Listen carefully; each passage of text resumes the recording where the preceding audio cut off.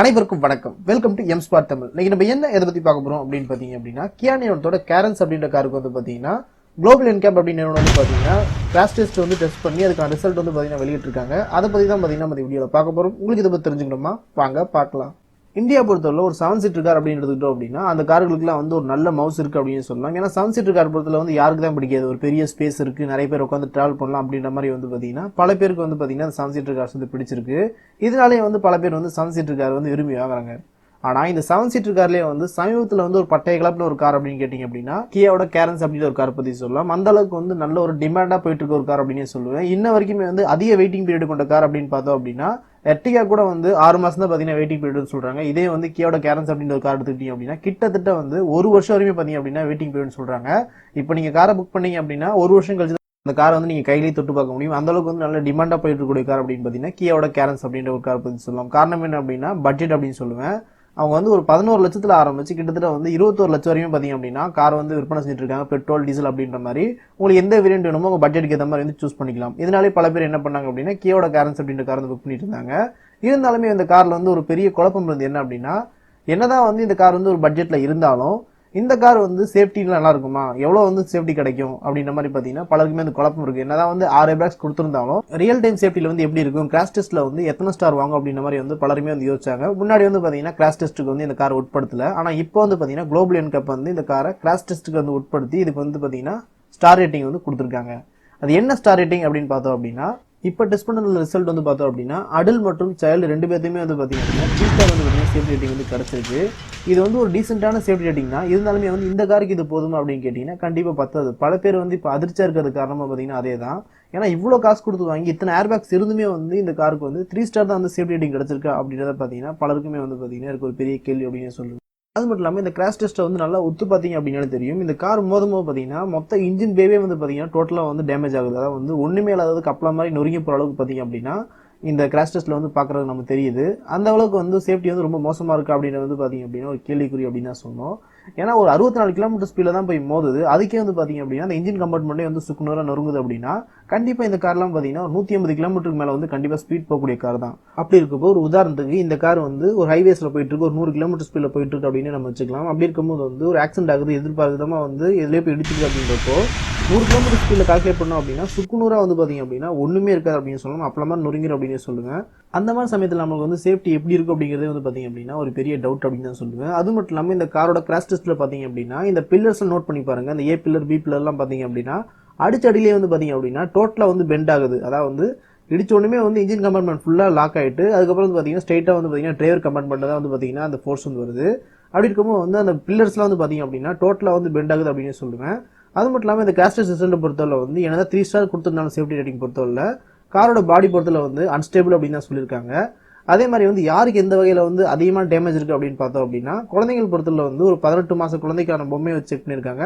அதே மாதிரி வந்து ஒரு 3 வயசு குழந்தைக்கான பொம்மையும் அது மட்டும் இல்லாமல் 2 பெரியவங்க அதாவது வந்து அடல்ட்ஸ்க்கான பொம்மையும் வந்து பார்த்தீங்கன்னா வச்சிருக்காங்க. அது ஃபுல்லாக சென்சார் வச்சு எந்த அளவுக்கு வந்து பாதிப்பு இருக்கு அப்படின்னு நம்ம செக் பண்ணும்போது ஒரு 18 மாச குழந்தை அப்படின்னு பார்க்கும்போது அந்த குழந்தைக்கான சீட்டெல்லாம் வச்சு நீங்க நல்லா ரெடி பண்ணி கொண்டு போனீங்க அப்படின்ற பட்சத்தில் அந்த குழந்தைங்க வந்து அவ்வளோ எந்த பாதிப்புமே இல்லை, செஸ்ட் மட்டும் தலையை பொறுத்தவரை. இதே வந்து ஒரு 3 வயசு குழந்தை எடுத்துட்டீங்க அப்படின்னா அந்த குழந்தைங்க வந்து செஸ்ட் மற்றும் ஹெட் பொறுத்தவரை பார்த்தீங்க அப்படின்னா பாதிப்பு வந்து கொஞ்சம் அதிகமாகவே இருக்கு. அந்த அளவுக்கு தான் பார்த்தீங்கன்னா இதில் சேஃப்டி அப்படின்னு சொல்லலாம். அதனால வந்து 3 ஸ்டார் வந்து கொடுத்துருக்காங்க. இதே வந்து அடல்ட்ஸ் அப்படின்னு எடுத்துக்கிட்டோம் அப்படின்னா அடல்ட்ஸ் பொறுத்தல வந்து டிரைவர் சைடும் சரி கோ டிரைவர் சைடும் சரி ஹெட் பொறுத்தல வந்து பாத்தீங்கன்னா எந்த ஒரு பெரிய டேமேஜும் இல்லை. ஹேர்பேக்ஸ் இருக்கிறதுனால வந்து பாத்தீங்கன்னா தலை ஓரளவுக்கு வந்து காப்பாத்திருது. இதே வந்து செஸ்ட் அப்படின்னு எடுத்துக்கிட்டோம் அப்படின்னா கோ டிரைவர் அதாவது வந்து பேசஞ்சருக்கு வந்து எந்த ஒரு பிரச்சனையும் வந்து கிடையாது. இதே வந்து டிரைவர் சைடு அப்படின்னு எடுத்துக்கிட்டோம் அப்படின்னா செஸ்ட்ல வந்து பாத்தீங்க அப்படின்னா ஓரளவுக்கு வந்து டேமேஜ் இருக்குதா செய்யுது. அதே மாதிரி இடுப்பு கீழே துடைப்பக்கங்கள் வந்து எந்த அளவுக்கு வந்து டேமேஜ் இருக்கு அப்படின்னு பார்த்தோம் அப்படின்னா டிரைவரா இருக்கட்டும் இல்ல ஃப்ரண்ட் பேசஞ்சரா இருக்கட்டும் 2 பேருக்குமே வந்து பாத்தீங்க அப்படின்னா ஓரளவுக்கு வந்து டேமேஜ் இருக்குதா செய்யுது அப்படின்னு சொல்றாங்க. அடுத்து நம்ம கால் பாகங்களா வந்து முட்டி கீழே வந்து ஏதாவது டேமேஜ் இருக்கு அப்படின்னு பார்த்தோம் அப்படின்னா டிரைவருக்கு வந்து வலது கால் வந்து பாத்தீங்கன்னா முட்டி கீழே வந்து ஓரளவுக்கு வந்து டேமேஜ் இருக்கு. இதே வந்து கோ பேசஞ்சர் அதாவது வந்து ஃப்ரண்ட் பேசஞ்சருக்கு வந்து பாத்தீங்க அப்படின்னா அந்த அளவுக்கு எந்த ஒரு சேதாரமும் கிடையாது.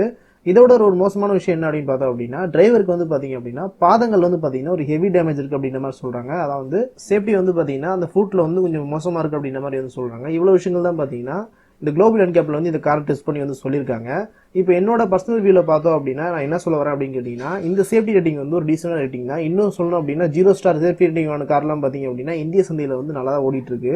இருந்தாலுமே வந்து நம்ம வந்து 21 லட்ச ரூபா வந்து பாத்தீங்கன்னா அந்த வண்டியோட டாப் மாடல் வருது டீசல் எடுத்தீங்க அப்படின்னா. அப்படி இருக்கும்போது ஒரு 21 லட்ச ரூபாய்க்கு மேலே நம்ம செலவு பண்ணி எடுத்து இந்த அளவுக்கு சேஃப்டி ரேட்டிங் வந்து கம்மியாக இருக்குது அப்படிங்கிறது பார்த்தீங்க அப்படின்னா ஒரு பெரிய டிஸ்அட்வான்டேஜ் அப்படி தான் சொல்லுவேன். அது வந்து நீங்கள் ஒரு வருஷம் வெயிட் பண்ணி தான் பார்த்தீங்கன்னா அந்த கார்லாம் வாங்குற மாதிரி இருக்கும். இது காம்படிட்டிவாக போனீங்க அப்படின்னா நீங்கள் மஹேந்திராவோட XUV 700 அப்படின்ற காரில் எடுத்துட்டீங்க அப்படின்னா அந்த காருமே வந்து பார்த்தீங்க அப்படின்னா 1 இயர் வெயிட் பண்ணி தான் நீங்கள் வாங்குற மாதிரி இருக்கும். இருந்தாலுமே வந்து அதுக்கு சேஃப்டி ரேட்டிங் அப்படின்னு பார்க்கும்போது 5 ஸ்டார் வந்து பார்த்தீங்கன்னா சேஃப்டி ரேட்டிங் வந்து வாங்கியிருக்கு.